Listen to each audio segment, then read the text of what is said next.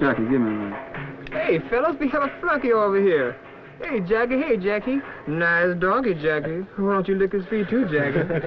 Cut that, will you? Knock it off. Say, Chip, what we gonna do tonight? One thing we're gonna do is split up. The red car come along, we'll be in trouble. Come on, Jackie. Philadelphia, Pennsylvania, April the 25th, 1958. A young Korean university student by the name of In Ho-oh leaves his room to mail a letter. It is shortly after 9 o'clock.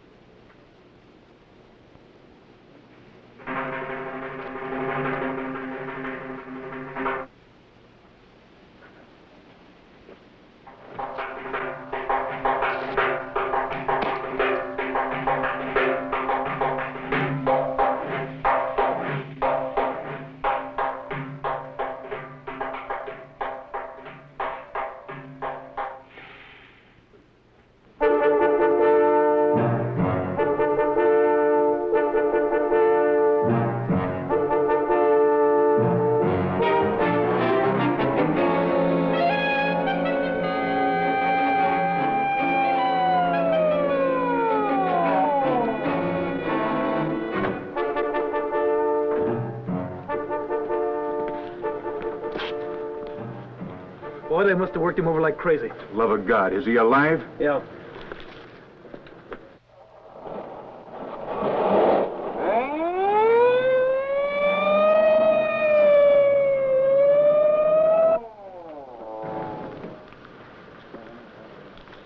What you got, Pete? Got any leads? Got this lady over here.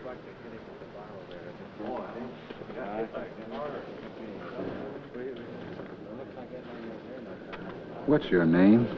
Millie Thompson? You the one who called the police? Yes, I was. We was watching television when we heard the yelling. All right. Did you see anybody? Well, there were a lot of them, boys from right around here.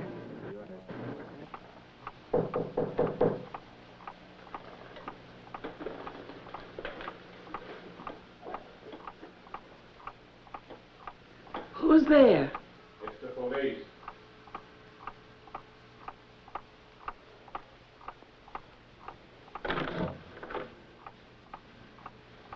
I'm Sergeant Werder, Juvenile Division. Michael home? Michael ain't in no trouble, officer. He ain't done nothing. No, don't take on, Miss Fisher. We just want to ask him some questions. Hi, Michael. Hi. Don't worry, Mom. He's got nothing on me.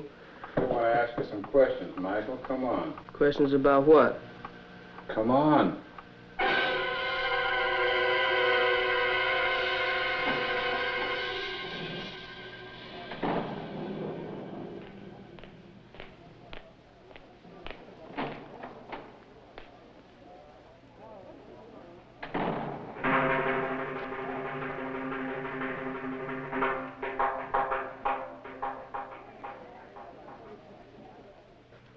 I ain't been in no trouble. You haven't? No, sir. Never been arrested? Who, me? We're talking about you. October 57. Were you arrested last year for assault with a deadly weapon? I don't remember. Your name's Charles, isn't it? This is Chip Connolly. Call you Chip? He was first arrested at the age of 9. This is Sergeant Werder. It's not the first time he's had to deal with Connolly. He knows these kids, and most of them have run into him. As far as the policeman could learn, there was no reason for the beating that had been given to the young man found unconscious on a West Philadelphia street. The victim was a Korean boy, a student at the University of Pennsylvania. In Sergeant Werter's book, the incident was a brutal, senseless act. He had seen this kind of thing before, too often. Okay, if that's the way you want it, Ship. But let me tell you something. You're in real trouble this time. I want to give it to you straight. That boy you go last night, he's dead. You still want to be tough? What's the angle? Why you ask me all those questions, huh? You got it all down there. Why are you twisting me? There were other boys waiting to be questioned. Michael Fisher had no police record. George Lang had been picked up once for truancy. Jackie Cook, 2 violations of curfew. Bart Lewis, assault and battery, 2 charges. Freddie Madden had been up twice for burglary, once for receiving stolen goods. A verdict of first-degree murder was returned against the first boy to be tried. The jury voted the death penalty. A month later, Richard Adams was brought to trial. Most people were convinced that all of the boys were guilty.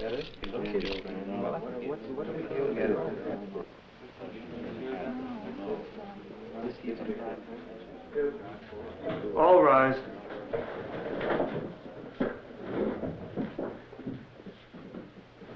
In the name of the Commonwealth of Pennsylvania, this court is declared open. Be seated.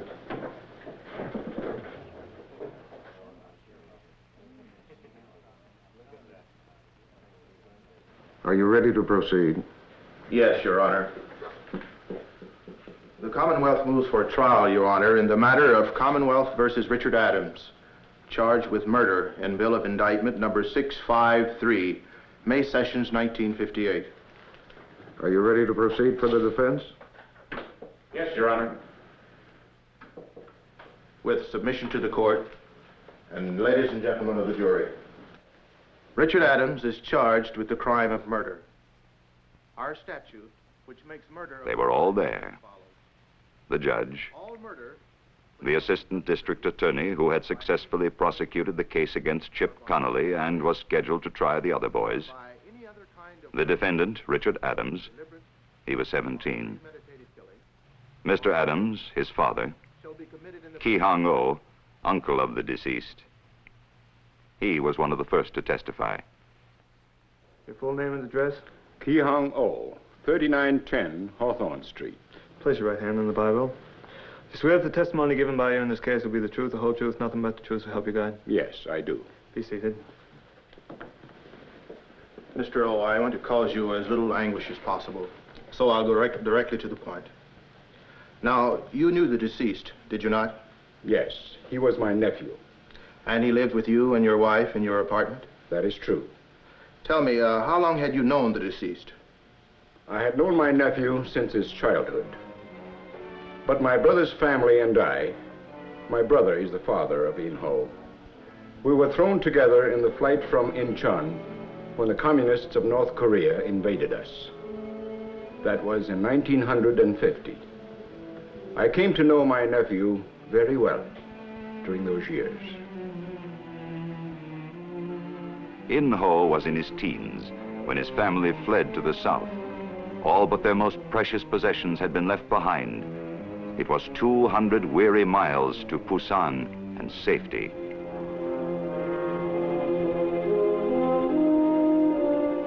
In-ho's family had been refugees before.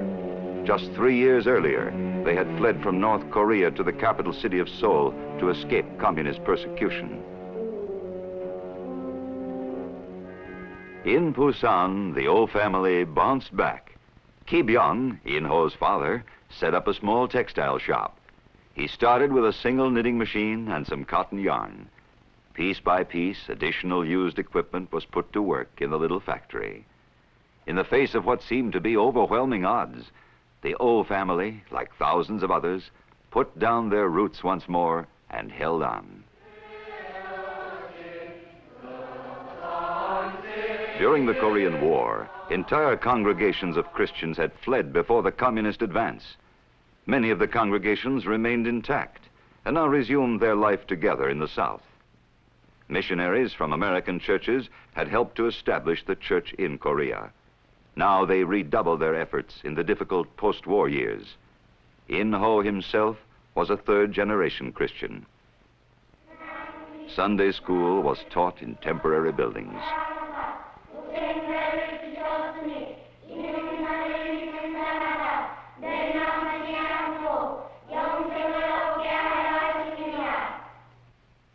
God so loved the world that he gave his only begotten Son. In-ho was a member of the Youngdo Presbyterian Church, where he became the youngest deacon. He saw the future of Korea in the faces of the youngsters he taught.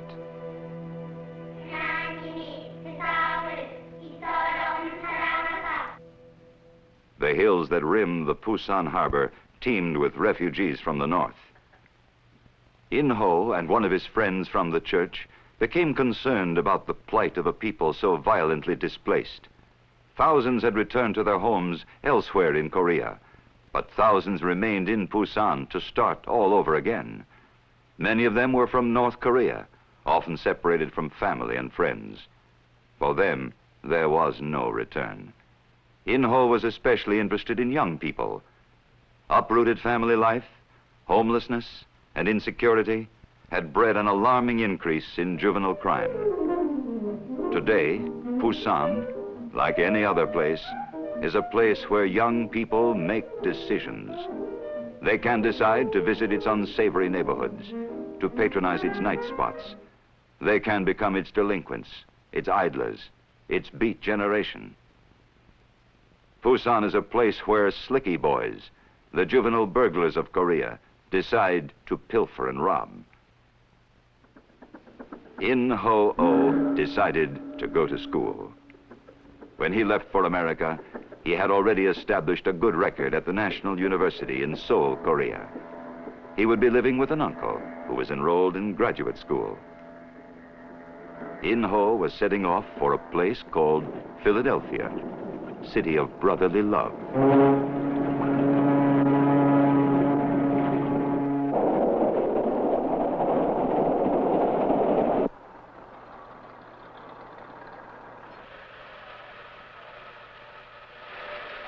When In-ho came to live with us, he had decided to study in the field of political science. He had been accepted by the graduate school of the University of Pennsylvania. That was in 1957. In his seminars, In-ho studied the forces in society which produce crime. Gradually, a dream took shape. He decided to take his new knowledge and skills back to Korea and devote his life to the welfare of juvenile delinquents. He expressed his ideas in letters to friends at home. My nephew spoke seldom, although when he did speak, it was with confidence, for he rehearsed his thoughts carefully beforehand. He was always anxious to avoid arguments.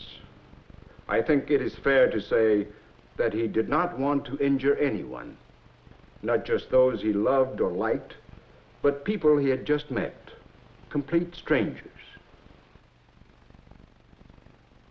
While Richard Adams was being tried, Chip Connolly was waiting for the outcome of his appeal from the death penalty. 6 of the 9 boys under indictment were not yet 18 years of age. The state had set aside their juvenile status. They were all to be tried as adults. 2 of the boys were detained at the Youth Study Center until their 16th birthday. One of them was Michael Fisher. Sit down, Michael. Michael, do you know who I am? Yes, sir, you call the chaplain. That's right. I'd like to help you, Mike. What can you do, mister? I'll do anything I can. Tell me about yourself. I've talked to your parents, Michael, just yesterday. Your mother is much better. Yes, sir. She says not to worry about her. The chaplain who talked with Michael Fisher works at the detention facility full-time. He's employed and supported by the church. Your mother wanted you to know, Michael, that she prays for you. Is that gonna help? Yes. I believe God answers prayer. Don't you? Yes, sir. Do you know Tommy Taylor? Sure. I met him just as I was leaving your home. He lives near you? Yeah, next door. He tells me you play basketball together. Sure. We're on the same team at the West Philly Boys Club. We were, I mean. You're pretty good the way I hear it. I guess so. Last season, anyway. Not as good as Tommy. He's fast. This up of potatoes, honey. Tommy Taylor had grown up with Michael Fisher. Tommy, not your new tie. That's all right, Mom. It's an old spot. It's dry now. Why hadn't Tommy been at 39th and Hawthorne the night In Ho was killed? The Taylors weren't immune to the evils of city living, except for certain choices made by his parents, his friends, and himself. Tommy, too, might have been in jail. Thank you, Tommy. You know pas de quoi. Listen, it talks in French. Hush, children. John. Daddy, will you pray for Michael? Yes, Sarah. Our Father, bless this food to our use, and us to thy service. We ask thy blessing on Michael and his mother and father in this difficult time. Lift them up by thy love. Let them know that thou art never closer to thy children than when we were in great trouble. We ask in the name of Jesus, our blessed Savior. Amen. Put your bunny down there and pull your plate in. There's no simple explanation for the differences between the choices made here at 3902 Dayton Street and the choices made next door. Tommy and Michael Fisher had a lot in common. They were the same age. They went to the same school. They played on the same team. The Taylors and the Fishers live in a kind of neighborhood that some people thoughtlessly call a jungle. A cliche like that can obscure important facts about the deteriorated parts of a big city. What's this neighborhood like?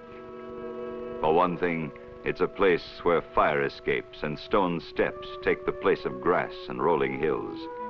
It's a population pocket of low-income families swollen by the influx of thousands of newcomers from the south and isolated in an old part of town that had already been given over to crumbling mortar and rotting wood. This is a trade school where beginning students learn how to steal hubcaps from a parked car. Later, they'll graduate to stealing the car itself.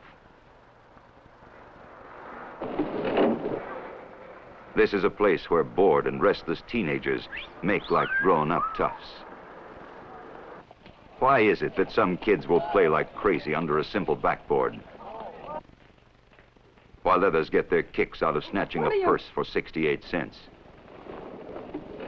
Why is it the same boy who has a steady job after school may be picked up for illegal entry? One of the agencies that are looking for answers to these questions is the church.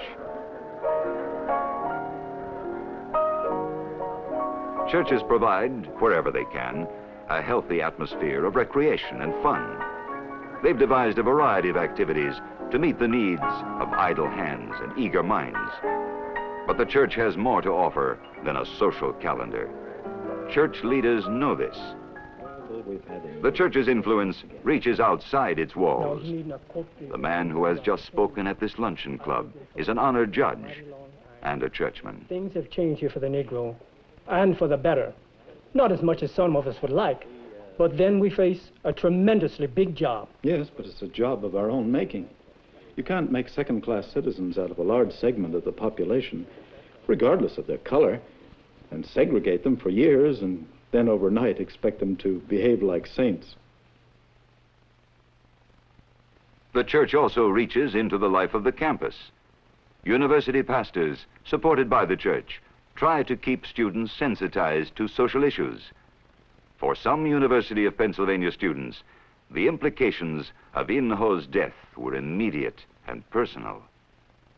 I just can't shake the idea that it didn't have to be In Ho who got rolled. It could have been me, Ed. I've walked home through that district late at night many a time. These kids just rolled the first guy who came along. This didn't have anything to do with race. It could have happened to anybody. Mr. O, when did you last speak to your nephew? On the evening of April the 25th. Can you remember the time? It was a little after 9 o'clock. He left the house to mail a letter in the mailbox across the street. He did not return.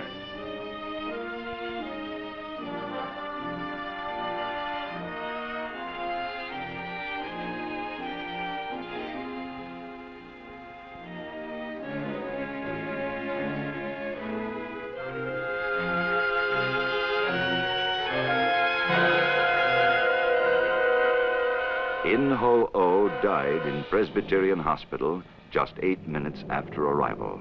The story hit the Philadelphia streets on April 26th. Across the international dateline in Korea, it was Sunday. The Sunday papers of Busan carried the story.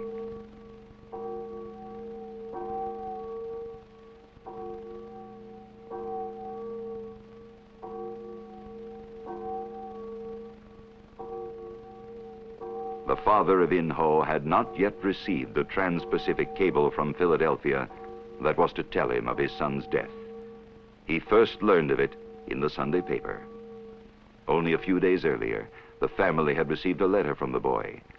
He had written of his plans to return to Korea and take up his work on behalf of underprivileged youth.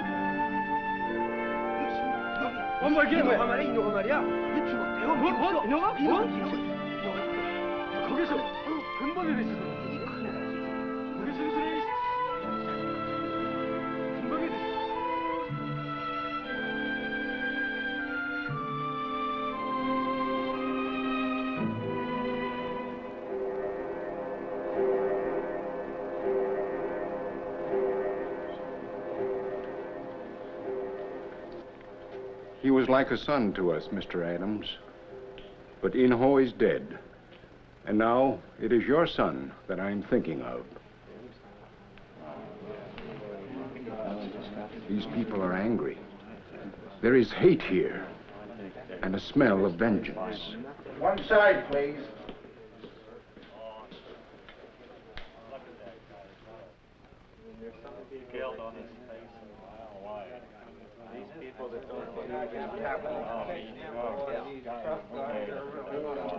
The verdict was about to be returned in the case of the Commonwealth of Pennsylvania versus Richard Adams, bill of indictment number 653.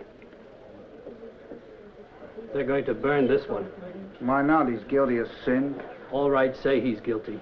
You electrocute those boys, you don't solve the problem. They're being punished for more than their guilt. They're taking the rap for the rest of us, too. Members of the jury, have you reached a verdict? We have. Your Honor, the jury have agreed. Shall the verdict be taken? Let the verdict be taken. Jurors rise. Prisoner rise. Jurors look upon the prisoner. Prisoner look upon the jurors. Members of the jury, how do you find? Do you find the prisoner at the bar guilty of the crime of murder wherein he stands indicted, or not guilty? The verdict that was pronounced in the case of Richard Adams was heard by only a few people. But another verdict had been rendered, which was heard across 2 nations. It was reached not by members of a jury, but by the family of In-ho-oh. The Christian faith of this family was no once-a-week gesture to be made in church on Sunday mornings. It was a way of life. Their verdict was based not on the law of the land, but on the law of love. They sat down together and wrote a letter. It was directed to the people of Philadelphia. I will now read to you what we have decided to write. We could not believe the news was true, for the shock was so unexpected and sad. We are sad now, not only because of In-ho's unachieved future, but also because of the unsaved souls and paralyzed human nature of the murderers.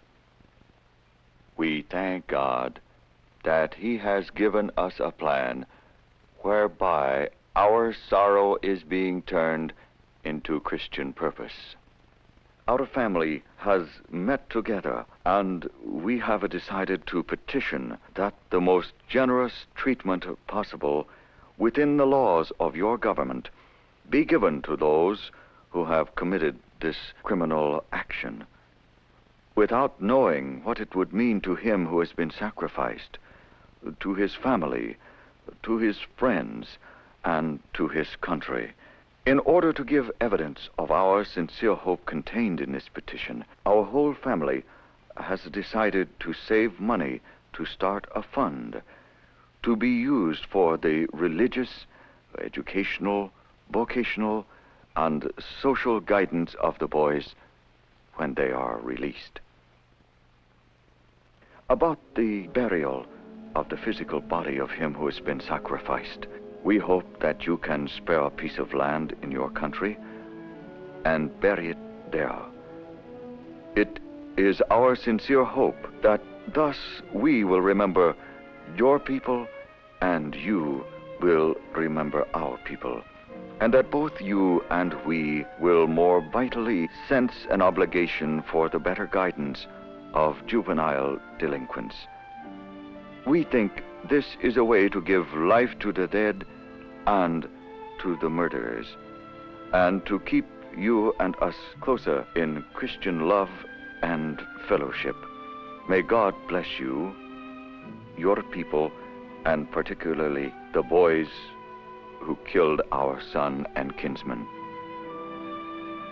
In response to this epistle from the Koreans, the Presbytery of Philadelphia provided the burial site in the cemetery of historic Old Pine Street Church. And today, the body of the young Korean lies there in honored rest. But the harsh and bitter problems will not be buried. They cannot be laid to rest in a quiet historic churchyard. The problems of lawlessness and delinquency remain. No one knows it better than those charged with administering the law. The problem of a public misinformed about race challenges our entire educational system. At the same time, the church is challenged to bring its unique message of forgiveness and redemptive love to everyone, regardless of his condition of life. Christians everywhere have been challenged to take the claims of their faith at face value.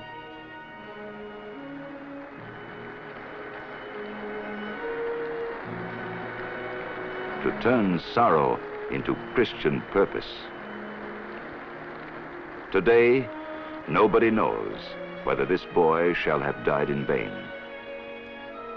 The family of In Ho-Oh have spoken to us in an epistle from the Koreans.